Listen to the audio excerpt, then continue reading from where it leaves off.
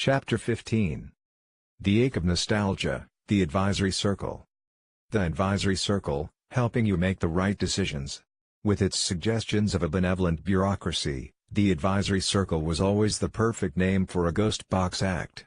On Mind How You Go, 2005, producer and vinyl archivist John Brooks produced a kind of Anglo-analog pastoralism that is as affecting as anything that the label has released.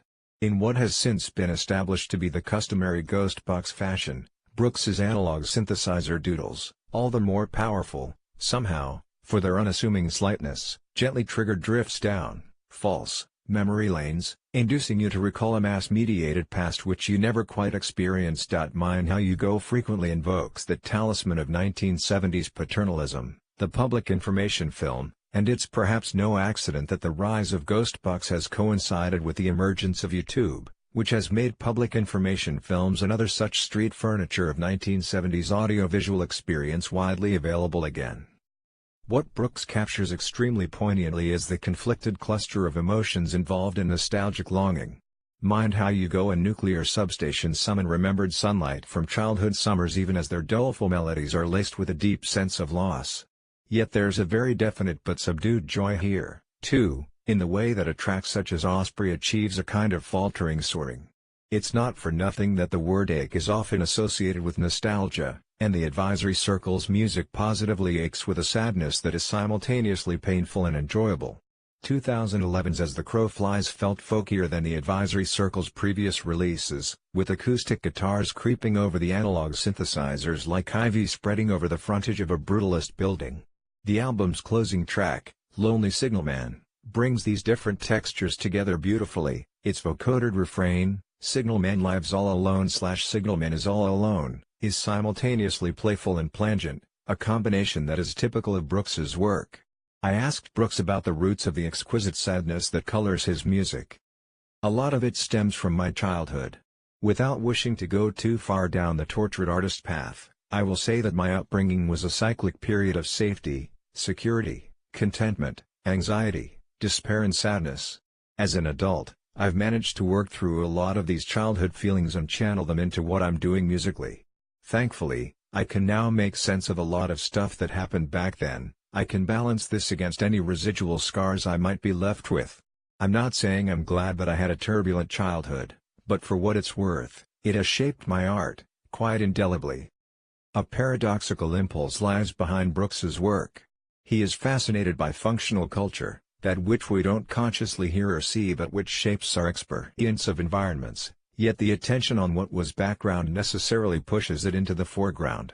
2011's Music for Dieter Rams, a homage to the designer best known for his work with Braun released under Brooks's name, was an attempt to bring functional music together with functional design.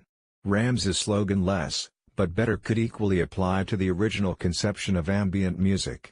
After all, what was the ambition for ambient if not that music attained the unassuming ubiquity of many of Rams's products, all those radios, coffee makers and calculators which were embedded into everyday life, their design are unknown to the general public.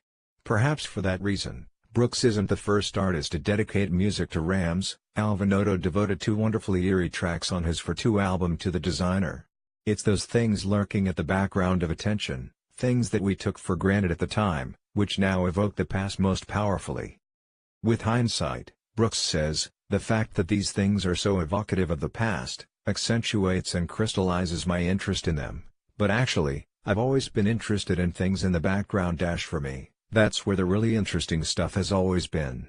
As a kid, I was equally fascinated by library music used on TV, or TV themes, as I was about pop music, things that we weren't supposed to take any real notice of. I used to look out for TV test transmissions, for example, and of course public information films. Open University broadcasts held the same fascination. These broadcasts weren't targeted at an 8-year-old child, but I was drawn towards them nonetheless.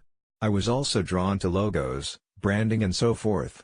I remember being particularly entranced by certain record labels' logos. Polydor, Decca and Pi were my favorites. I loved the way they looked on the records and would quite often sit at the turntable and watch them go round, as the record played. There was something very elegant about them. Again, these things were presented as functional, in their own way. So, The fascination was always there. It's just stayed with me. Those objects and spaces are also functional. Is Brooks particularly fascinated by culture that operates in this ostensibly functional way? I am absolutely fascinated by that aspect. At the risk of being slightly tangential, taking the concept of music as an example, I very much enjoyed reading Joseph Luns's Elevator Music. This is a great example of bringing the background to the foreground, in the form of strictly functional music. It goes a step further in this respect than even library music does. I have always been fascinated by the cultural aspect of this, how we can have small speakers installed in ceilings in shops and the music just filters through and no one is really supposed to notice. They called it non-entertainment music at the time. Muzak gained a really bad reputation in the 197 zeros, but if you go back and listen to some of the music that was produced for the system, you'll find some very tight, compact arrangements hidden in there. Composers that are highly regarded by record collectors now, for example Sven Liebeck and Sid Dale, did a lot of work for Muzak. In much the same way, I apply this fascination to domestic design or motorway service stations. Dieter Rams was interested in creating something that just worked, with elegance and simplicity.